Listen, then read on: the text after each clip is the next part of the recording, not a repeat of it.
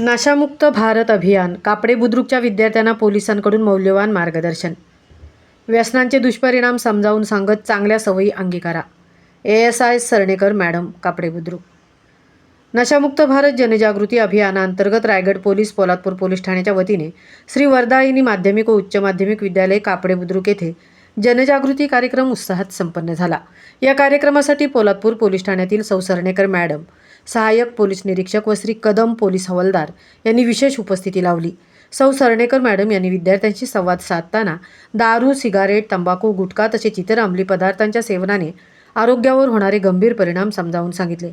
व्यसनामुळे केवळ शरीराचेच नाही तर कुटुंबाची व समाजाचीही वाताहत होते, असे त्यांनी सांगितले. विद्यार्थी दशेतच चांगल्या सवयी लावून घ्या.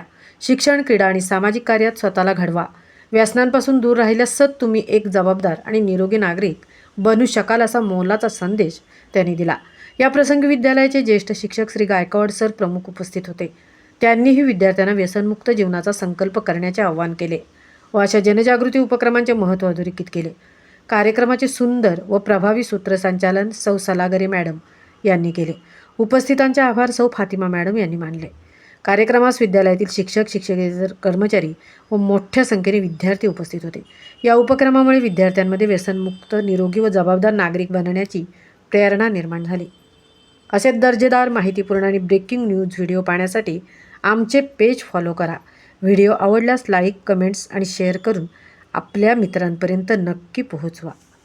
मुलगा आला किंवा कोणी असेल, स्वयंसू तुमच्यावर एखादा प्रसंग होत असेल आणि पट्टीशी आपण जास्तीत जास्त काय करतो, कानपडात मारायचे प्रकार जास्त होतात आपल्याकडे, बरोबर. कानाखाली आपण मारतो. तर अशावेळी डिफेन्स कसा करायचा तर ते मी तुम्हाला दाखवते. समजा आता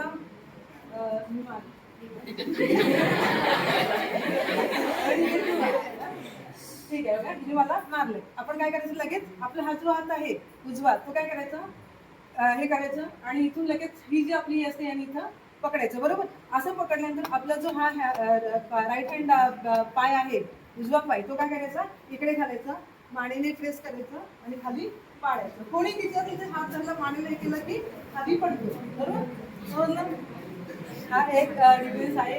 दुसरा आहे, समजा एखाद्या मुलींनी एकमेकींच्या वगैरे धरलं तर असं काढण्यामध्ये, इथे नाही, घरी वगैरे अशी भानगडी वगैरे झाल्या तर असे प्रकार आपल्याला बघायला मिळतात. तर कोणी आपला गळा धरला असेल जोरात, असा जर जोरात गळा असं गळा धरला असेल असं, तर काय करणार, आपले हात खाली लूज असतात, बरोबर ना.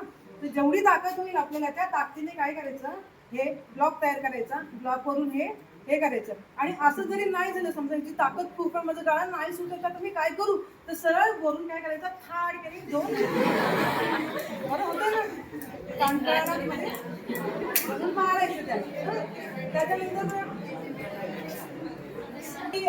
केस पकडून आपण पुढे चाललोय असं आणि केस पकडले असं केस, तर काय करायचंय, कुणीही केस पकडले असेल, मागून असेल केस पकडले असेल तर काय करायचं बघा, एका हाताने काय करायचं, इथे धरायचं आपलं, आपली केस आपल्याला लगेच धरतो ना आपण मागे, असेल कोणी धरलं असेल तर केस असे धरायचे आणि इथे मारायचं, कुठे मारायचं, केवढा एल्बो नाही असं बसला मी मागे झाले तर पूर्ण हात आहे तो आपल्याला मारू शकतो, किंवा हा जो हात आहे मी धरून कसंही काही करू शकतो.